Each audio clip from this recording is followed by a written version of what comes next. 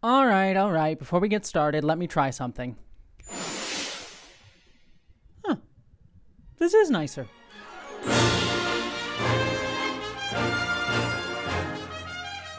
Hello, interwebs! I hope you're all doing well, and I am here to review the 7th episode of Star Trek Lower Decks' final season. This episode titled Fully Dilated.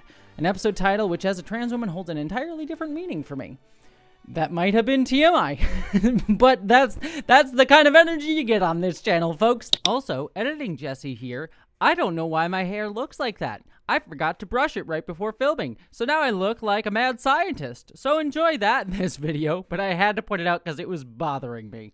Anyways, staying spoiler-free up front, let's talk about this one. This one was kind of more focused on making fun of Star Trek tropes than even a typical episode of Lower Decks. Like, Lower Decks does always sort of take a trope of Star Trek or an episode format or something like that and sort of extrapolate it out and make fun of it or play with it or something like that. But this episode kind of plays with quite a few of them in a really fun way. In fact, one of my personal favorite Star Trek tropes, which is time dilation stuff, comes into play in this episode. I always love things that deal with time dilation. I love when, like, oh, 1 second here is like 10 years over there. Like, it's always just, I don't know, that's just always like a kind of a fun sciencey wincy kind of stuff that I'm always fascinated by. And it leads for some very clever and funny structural storytelling, particularly with Boimler and Rutherford's story, which kind of takes place in a different amount of time than the other characters' stories, and I really like it. The rest of the episode, again, staying spoiler-free, is very much another one of the Girls Trip episodes. Sadly, it might even be one of the last Girls Trip episodes that we get of Lower Decks ever, which is kind of saddening considering we only have 3 more episodes left.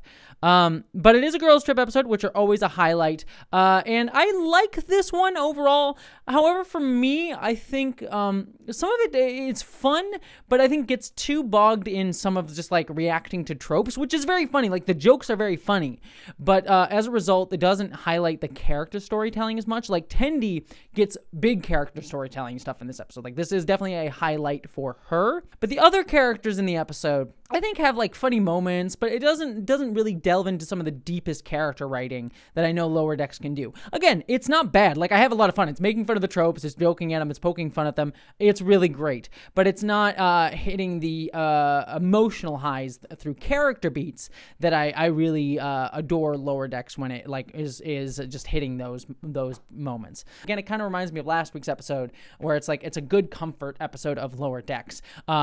But it's not like hitting those just like emotional high points. But then again, we're still in kind of the middle of the season, so we still have the last 3 episodes of the season that I think is usually where Lower Decks really goes for the gut in terms of hitting you with those emotional beats. So, like, again, strong episode, but one that I think, like, again, falls in that, like, this is a good comfort episode of Lower Decks. But to talk more about it, let's get into spoilers. We start off the episode back with a just reminder of the ongoing like rifts in reality going on. We get a purple Enterprise coming through, which, again, the jokes of just like this being a slightly more purple dimension, love that. And actually, this led to my favorite joke of the episode, actually, which was Mariner saying, "I wonder if the carpet matches the hull plating," which is such a like dirty joke and also a deep Trekkie joke at the same time, because y'all know us Trekkies love our D carpet.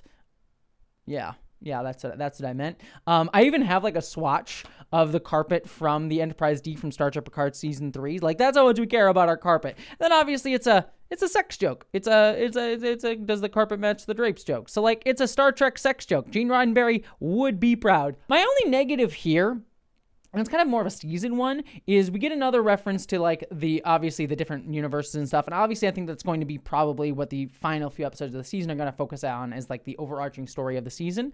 My only negative comes in is like, while we will, I'm sure, get a lot of forward movement in the last few episodes here, I wish we had gotten a little bit more forward momentum on these storylines other than just like a random thing popping up here and there throughout the season. Just like, not a lot. Like, we got a little bit of momentum in the Klingon episode where they sort of realized that they were artificially created, but not much else. And I wish we had just gotten like a hair more, like in this episode or something else, where it's like, oh, we learned that it's caused by this flux, like just something a little bit like it's inching forward instead of just a reminder that it's happening. That's my only negative. Not a big deal with this episode, just an overall thing for the season.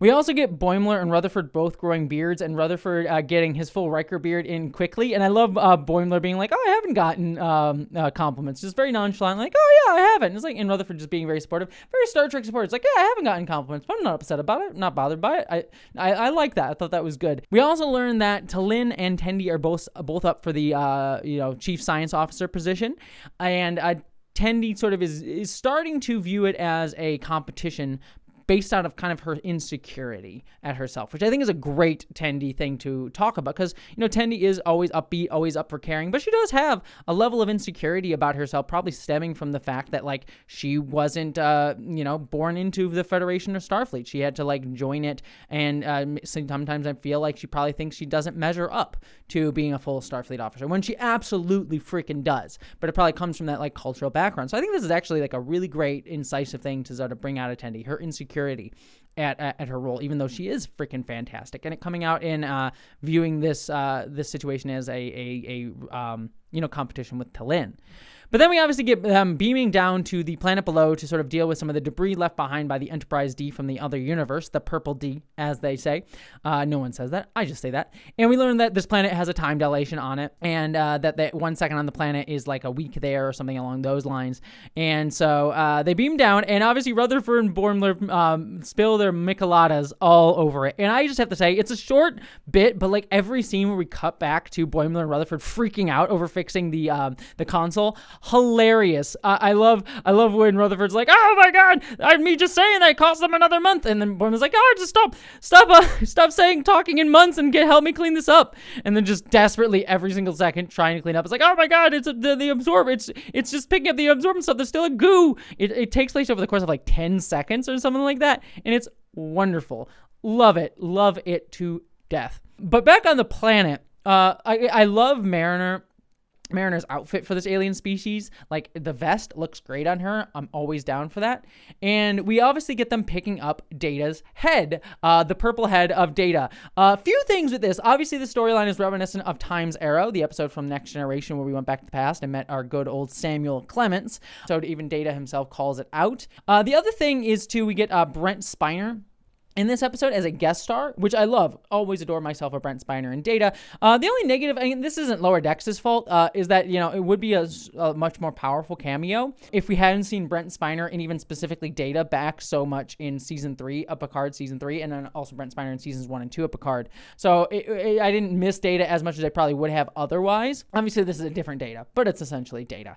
And that's not really a knock against Lower Decks. I mean, Lower Decks is a much more, like, nostalgic reference heavy show than Picard is, so I think it's more a critique of Picard having a lot of nostalgia storytelling, especially in its final season, than it is of Lower Decks. It does, though, slightly make Data's appearance here a little less impactful, unfortunately, but I always do adore seeing him. But we also get my favorite part of this episode is Snell. I adore Snell, the creepy, just this creeper lurker guy, always trying to investigate them, just part of the tropes of you're on a planet and there's always someone who's like investigating to see, oh, I think they're from somewhere else. He's so funny. Like, he's creepy lurking all the time, like his little lurking jump and him going, meh. I think it was just great. Once they're on the planet, and they have to stay there for a few months, and they have to sort of hide everything.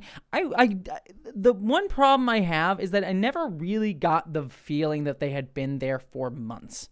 Like, the storyline skips ahead 4 months, and then Snell appears at their door and sort of like, what are you three doing here? And it's been 4 months. So it's like weird that Snell is sort of like only realizing now that they're still there. Like, I think it would have played better if he had just been like lurking outside the door and like Mariner had been like, oh, Snell again. We told you numerous times to get away. We're not hiding. Like, just like a sense that there had been time passing. We don't really get that. Same thing with Mariner's storyline, where she's trying to do an inner light scenario and like make something important of their time here, and constantly getting thrown in the jail. Always very funny. Like, it was very, very funny bit. But like, while there are references to her being like stuck in the jail for months on end, it doesn't really feel like she has been there for months. And I get it. It's a comedy show. It's a little bit lighter. I don't expect there to be like, oh, like depression or like weird stuff. It's just like the way the episode is written doesn't really give me that sense of that much time passing. And also, frankly, speaking of Mariner's storyline, before I get to my favorite, like the strongest storyline, I think, which is Tendi's, Mariner's storyline was fun, but again, it felt like it didn't hit as hard because like the part where she just made friends in the jail kind of just came up. Like she just gets thrown in jail a lot and then like, oh yeah, we made friends with it. Like I would have liked, I feel like there's a missing scene where we got to see Mariner interact with the people in the jail, like actually build up that camaraderie so we can like see her having missed it and then she realizes that it's there. I think that would have been a much more powerful storyline, and it just feels like it needed like a scene where she got to interact with the prison people and they like bolstered her up when she was feeling down or something. I think that would have gone wonders to the sense of time passing and also just the strength of the storyline. So that's sort of my one negative on it. Like it's a funny bit, like it's a funny sequence. This is what I was talking about in my spoiler-free science sequence. It's like it's funny, but it's not as like strong, as impactful as a character beat as it could have been. And kind of the same thing with Rutherford and Boimler. Very, very funny, and obviously tying into the longer arc of both of them sort of following other Boimlers like life to try and get life lessons when they should be being themselves. So it's like a funny bit, but it's like not the strongest like character beat. So like good funny storylines for both of them, but not as impactful as it could be. Now, where the strength of the storyline comes in, character storyline comes in, is everything with Tendi. I love that she like powers up Data's head. Brent Spiner's given her coaching lessons. It feels very City on the Edge of Forever, like when Spock sort of was building a tricorder essentially out of like modern day parts. I love the creativity of like the using a crank to like build up Data's positronic matrix. All of that was really very clever. And then T'Lyn sort of constantly just seeming like she was one-upping Tendi of like getting grapes or making beauty products, which I will stand actually by the fact that like introducing a very effective beauty product I think could like change culture. Like it could change their cultural standards of beauty, or like make one culture's valued like more money than others, or like there I feel like that it may not alter in the way of like world-changing technology, but it does alter a little bit. So I feel like T'Lyn did break the Prime Directive a slightly bit there, but that's an argument for another day. But I really loved the end reveal at the end that T'Lyn was doing it because she wanted to try to reach out to Tendi, and Tendi not seeing that because of her own insecurity and viewing it as a competition. Like that was just, again, it goes to show like T'Lyn is a slightly more emotional Vulcan than she would let on, or others would give her credit for. It's very sweet, very endearing, and why I adore T'Lyn and her writing a lot. Like it's just, of course she was trying to reach out to Tendi. Of course she would see it that way. And just because she wasn't able to like read Tendi's competitiveness because she's like kind of got like she doesn't read emotions as well, that she was trying to reach out to Tendi. Again, very autistic coded, my girl. I love her so much that she does have emotions. She just doesn't always read it in others as well or know how to express it herself. And everything for Tendi, again, coming out of her insecurity and realizing that she was expressing this was really good. Kind of a little bit cruel towards Data, turning him off, but Data doesn't seem to mind too much, but still. I love how I'm beating Snell and all of that stuff, and Snell's just be like, what? No! And then just chasing after them as he's like hopping along as they get to the Vasquez Rocks, which by the way, I didn't call that out. They landed and teleported in at the Vasquez Rocks, the rocks that they used for filming many different a planet in Star Trek, in pretty much almost all the incarnations. But then they beam back and they demand that Boimler and Rutherford owe them one, or they don't demand, but they say they owe them one. And also Tendi and T'Lyn get to be made dual science officers because they complement each other so well, which is adorable and perfectly Lower Decks in the most wonderful, beautiful, kindest way possible. Also, I love Data saying like, why would you use gray when there's purple? Seems like a perfectly great alternative. Love that. So yeah, and then also the reference to Wrath of Khan when Data is sent away in the torpedo, Mariner playing the flute badly, like from the Inner Light. So adored all of that. Again, this is a very sweet episode. I think my biggest critique, like I said, is I think is a little bit focused on just making fun of the tropes over some character storylines, even though Tendi got some great ones and T'Lyn sort of a little bit as well. But overall, this was just fun. It was fun, enjoyable. I had a good laugh. It was making fun of some good Star Trek tropes, and we got some good Brent Spiner appearance. So like, I'm not complaining by any means. These are just minor criticisms. Adorable, lovely, and always fantastic Lower Decks. Excited and sad as we're getting into the last 3 episodes of the season. Only 3 episodes left to go of this show, and I'm still holding out hope. You know, it probably won't get announced right away, and I'm sure it has to do with ratings and backdoor deals and Hollywood and all of that stupid nonsense. But I am of the hope that we will get a Lower Decks movie. Like, please, please, please keep pushing for that. So be vocal, be loud about Lower Decks going into these final 3 episodes, because I am adoring it as always. I adore you all as always. And I hope you all, my friends, live long and prosper.